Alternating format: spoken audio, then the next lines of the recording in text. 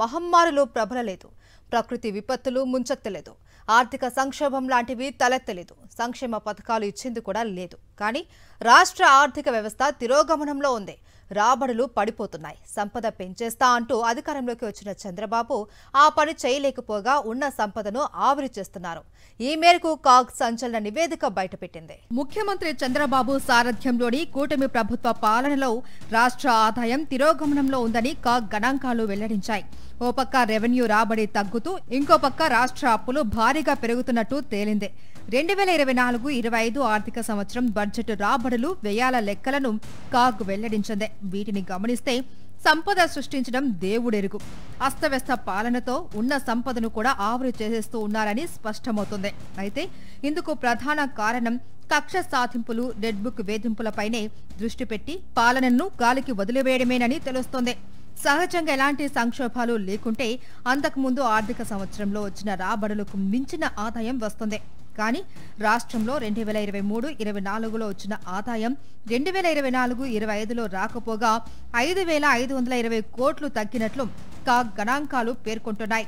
మరోపక్క రెవెన్యూ లోటు, ద్రవ్యలోటు భారీగా పెరిగినట్టు తేల్చాయి. అంటే సంపదలోనూ వృద్ధిలోనూ రాష్ట్రం తిరోగమనంలో పయనిస్తున్నట్లు తేలుతోంది. సేల్స్ ట్యాక్స్ ఇన్కమ్ కూడా 2024-25లో తగ్గిపోయింది. అంతకుముందు సంవత్సరంతో పోలిస్తే సేల్స్ ట్యాక్స్ ఇన్కమ్ 1,053 కోట్లు పడిపోయింది. దీని అర్థం ప్రజల కొనుగోలు శక్తి తగ్గడమే అని ఆర్థిక రంగ నిపుణులు పేర్కొంటున్నారు. ప్రజల దగ్గర డబ్బు లేక కొనుగోలు శక్తి తగ్గిపోవడం, అమ్మకం పన్ను ద్వారా రాబడి పడిపోవడానికి ప్రధాన కారణమని అధికార వర్గాలు కూడా తెలిపాయి. మరోవైపు స్టాంప్స్ అండ్ రిజిస్ట్రేషన్ల ఆదాయం కూడా కుదేలైంది. అంటే రియల్ ఎస్టేట్ రంగంలో పురోగతి లేదు అని స్పష్టమవుతుంది. అంతకుముందు ఆర్థిక ఏడాదితో పోల్చితే 2024-25లో స్టాంప్స్ అండ్ రిజిస్ట్రేషన్ ఆదాయం 705 కోట్లు తగ్గిపోయింది. పన్నేతర ఆదాయం కూడా తిరోగమనంలో ఉందని కాగ్ గణాంకాలు స్పష్టం చేశాయి. అంతకుముందు ఆర్థిక సంవత్సరంతో పోల్చితే 2024-25లో ఇది 842 కోట్లు తగ్గినట్లు కాగ్ గణాంకాలు పేర్కొన్నాయి. అటు కేంద్ర ప్రభుత్వం నుంచి గ్రాంట్ల రూపంలో రావాల్సిన నిధుల్లోనూ భారీగా తగ్గుదల నమోదైంది.